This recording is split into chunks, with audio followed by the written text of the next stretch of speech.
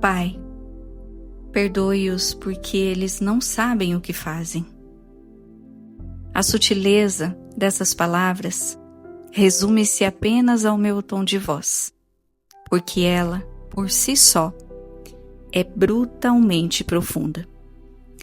Principalmente porque não foi dita num momento de paz, de recolhimento, de contemplação. Ela foi dita no limite da experiência humana.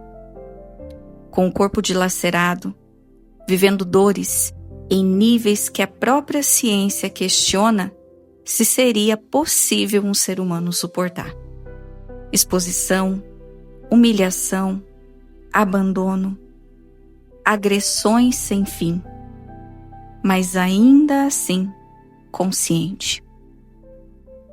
E isso não é sobre suportar a dor, até porque, até mesmo em situações extremas, muitas pessoas suportam, mas sim sobre o que ele fez com a dor naquele momento. Qualquer ser humano colocado naquele lugar teria justificativa suficiente para odiar, para amaldiçoar, para querer devolver na mesma medida. Mas ele não reagiu a partir da dor. Ele viu e viveu através dela.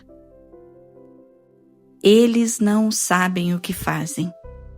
Essa frase revela duas coisas ao mesmo tempo: a pequenez humana e o potencial humano. Porque reconhecer que alguém não sabe o que faz não é passar panos para o erro. É enxergar o nível de inconsciência que sustenta aquele comportamento. É olhar para a violência e perceber que ela nasce da ignorância da própria natureza. É ver que o ser humano, quando desconectado da sua essência, se torna capaz de qualquer coisa. E isso não ficou no passado. A gente gosta de olhar para aqueles momentos como se fosse algo distante, quase simbólico. Mas a verdade é que ele continua acontecendo. Talvez não mais com cruzes físicas, mas com cruzes morais. A gente ainda julga, ainda condena, ainda distorce, ainda fere, ainda age a partir das próprias feridas e chama isso de razão e muitas vezes de justiça. A barbárie mudou de forma, mas a inconsciência continua a mesma. E talvez até mais sofisticada, porque hoje a gente justifica melhor, argumenta melhor, defende melhor os próprios equívocos, mas no fundo ainda não sabe o que faz.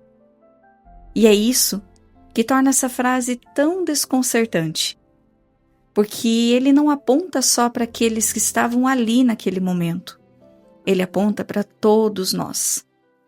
Para cada vez que a gente age sem consciência, para cada vez que a gente escolhe ferir ao invés de compreender, para cada vez que a gente reage sem perceber de onde aquilo vem. Existe uma mediocridade humana que não está na falta de capacidade, mas na falta de consciência. E Jesus viu isso, mas não parou aí, porque se ele enxergasse apenas a pequenez, ele teria julgado. Mas quando reconhece que não sabem o que fazem, ele também reconhece que existe algo além disso. Existe possibilidade de consciência. Existe potencial de transformação. Existe uma natureza que ainda não foi acessada. E quem sabe o que mais impacta na perspectiva de Jesus dentro dessa situação é a capacidade de, no auge do sofrimento, não se perder de si mesmo. Não se reduzir à própria dor e não se identificar com o papel de vítima, mas ampliar, ver além.